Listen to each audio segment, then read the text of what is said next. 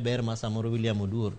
tego kendo geto mbele kanyo nikech kinde mabende koro Oduol naliko ni ntiere mibadhi county ma Siaya ka ni winjo kata mnodo chieng' manyoro motion mabende na ntiere kanyo koro ise ni okiro weche ma ok gina adiera e witend county ma Siaya kanya ka sani giwacho ni Oduol nochwalo ne gi weche ma ok nyale yange nyaka gisani dog wange ni committee mano mar MCAs maderoma 14 bende osechuogi gintere kod ndalo maderoma 10 mano mar mondo mi gichiw report ma huyanga ma bende gibiro bedo ka gitemo hinya e nonro e weche ma gimieno godo Oduol kamano to mano timore nikech teko mar katiba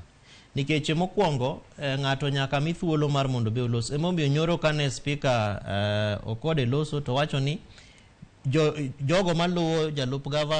gavana gi osiepe nete wadhi migi thuolo mar mondo gibende gibi e nyim put kata mondo gichiw evidence margi mondo gibe wamigi thuolo mar mondo owinjgi nikech katiba omiyo ng'ata ma inyalo timne accusation mora mora nafas kendo thuolo mar mondo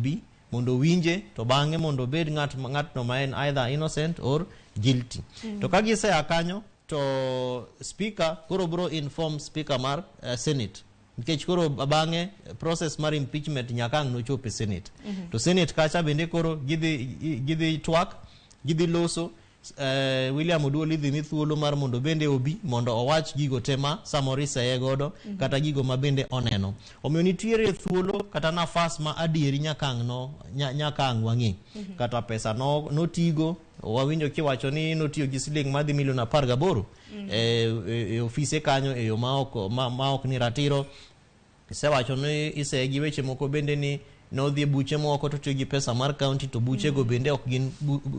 buche magero county mago tete ntie katiba marwa sola 181 article 181 malero nwani to koro deputy governor kata governor ni en ere yo minyalo gole godo e apis kacha omiyo nitiere thuolo ma William Oduol jalup governor marwa ang'no tighten evidence mare nikech ka koro MCS to se lose interest faith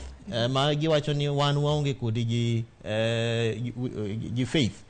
koro kanya ma ang'o dhi mondo winje nyaka miye thuolo mar mondo dhi obendo wach gigo ma oparo ni beyo kata gigo ma oparo ni ok wach wiye mabeyo erokamano ahinya loso kotendre kod omenda maromo siling milion 18 ma bende